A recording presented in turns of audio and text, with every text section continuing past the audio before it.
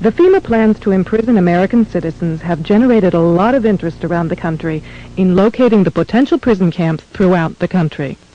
These may be facilities currently being used as prisons, such as those you saw earlier, or prisons that are being built supposedly in the name of the war on drugs, or facilities that have other uses but which could be quickly used to detain large numbers of people, such as this Amtrak facility in Beech Grove, Indiana.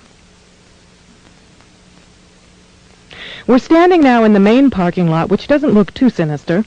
At this level, it is a very large parking lot, fenced on all sides by fence topped by barbed wire. It also has these electronically operated turnstiles.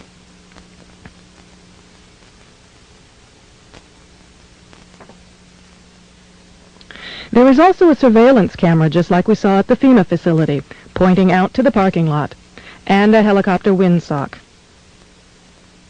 All of these apparent security measures are particularly unusual here, because this is a very low crime area, and this facility is nothing but an old train repair station with nothing in it worth stealing. In this portion of the parking lot is a brick building, suitable for processing, next to a gate that leads right out to the railroad tracks, and all of this is contained inside a fully fenced area, now 3 layers deep in fencing at this point. This U.S. Air Force train indicates federal and military involvement. Facing the opposite direction, you can see that this area, too, is a very large fenced area with railroad track running the length of the fence and plenty of warehouses.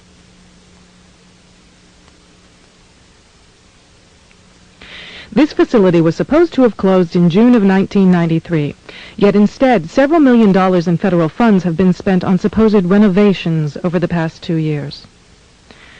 Helicopter windsocks and markers are evident throughout the property. This small building is the only way into a particular fenced area. Inside this building we see more of the motion-activated detectors, electronic turnstiles, and prison bars.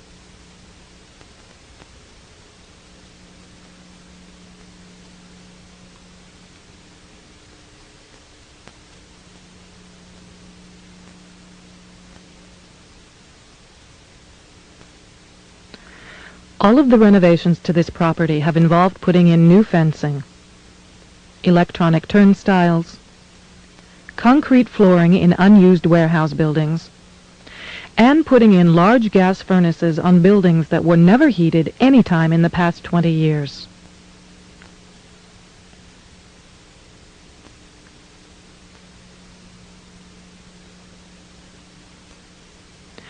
Outside this building is fencing and a cattle run section of fence, all topped by barbed wire, pointing inward, not to keep people out, but to keep people in.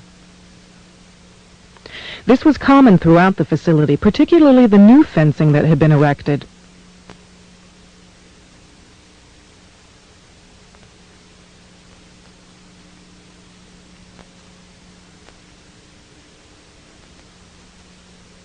Inside the fenced area on the other side of the building, you'll see signs that say Red Zone, right up next to the railroad tracks that run the length of the fenced area. Next to the Red Zone sign, you can see closely numbered markers on the fences that are too closely spaced to be parking markers, just as if they plan to have people line up to board the trains.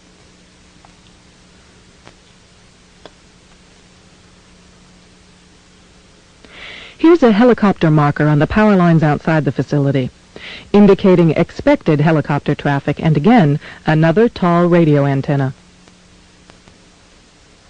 Looking around, you can get an idea of how huge this place is and how many people it could contain in its fenced-in area.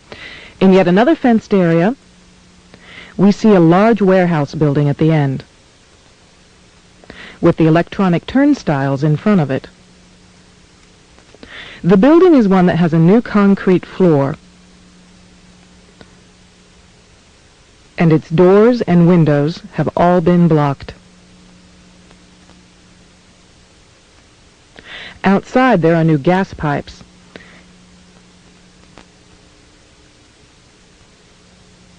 Even as we were filming, a black helicopter flew over us, observing what we were doing, which has happened many times when we have been at the facility.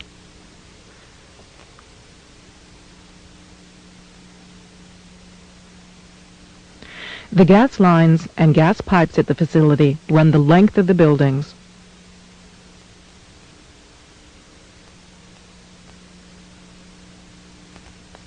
And come out at some very, very large, brand new furnaces that have been installed at the buildings throughout the facility.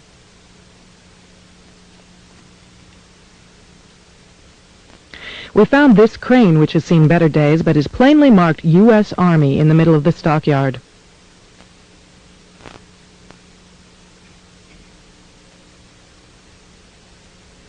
We found other fully working military trucks and equipment here at other times.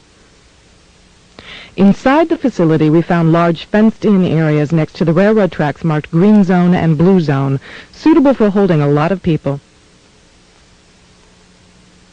Many of the old warehouse buildings have had new concrete floors put into them. Unused sections of railroad track have been dug up and replaced, and from the supplies in the stockyards, it is obvious they will be doing even more construction and fencing.